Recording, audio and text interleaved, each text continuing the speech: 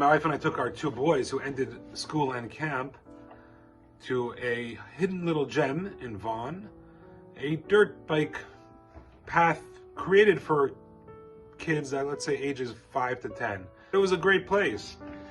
And my boys, we loaded the bikes into the car, went there, and I had this like immense feeling of fatherly testosterone pride, just like well up.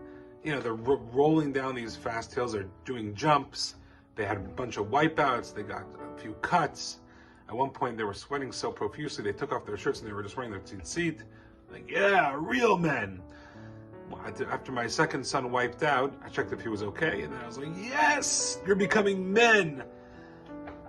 Thus feeding into the Western notion of society of men only being men if they are bruised, bloodied, and doing otherwise dangerous activities.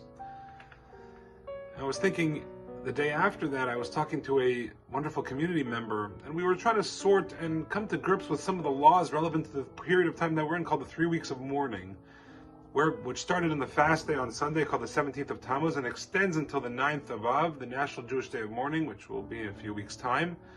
And in this period of time, there's always been tragedies happening to the Jewish people historically for thousands of years, culminating in Tisha B'Av, which commemorates the loss of both temples and other terrible national calamities. And I thought that it's such an interesting contrast, you know, Western society, personified by my experience with my boys, tells us to be strong, conquer, you know, loud, ambitious. And in Judaism, one of the most important times of the year is this 3 weeks, where there are certain laws constructed, and there's a lot of gray area within these laws, as I was discussing with this community member, but the laws, broadly speaking, are there to help us restrain ourselves. No music, even that's a bit of a discussion. No shaving, no hair cutting. During the 9 days leading up to Tisha B'Av, there's no meat, etc., etc. And these laws are not meant to be restrictive, but they're meant to give us a framework whereby we can understand that, hey, I just can't consume and conquer everything in my path. This is what Shabbat is supposed to do to us on a weekly basis. But this is what God gave us for the year. This 3 weeks try to inculcate within us this notion for the entire year. We just can't consume everything in our path. We can't just have everything we want. There's restrictions, and it's good for us to restrain when we live in a society and in an environment where we can literally have everything at our fingertips whenever we want. To restrain and to just say, it's okay for me not to have that. It's such a powerful act of courage. And then right before I started recording this, I realized that the Haftorah, the section from the prophets that we'll read tomorrow in the synagogue after the Torah reading, is a story of Elijah the prophet battling with a bunch of God deniers.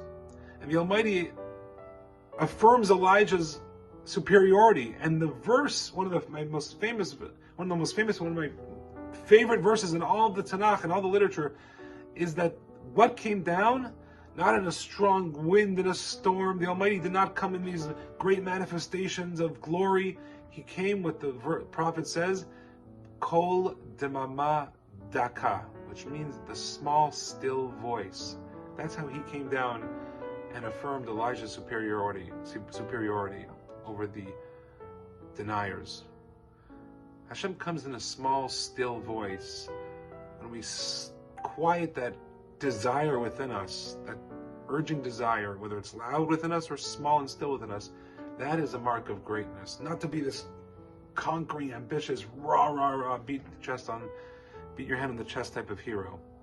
Greatness comes in the small, quiet, accumulative acts of restraint, of dignity, of humility. That's an essential Jewish way, and something very important to think about over the next few weeks as we approach our National Day of Mourning and try to get in touch with what part of the Jewish people is fragmented and lost. If we try to understand that and we dwell in it, then perhaps we can try to fix it. Shabbat Shalom.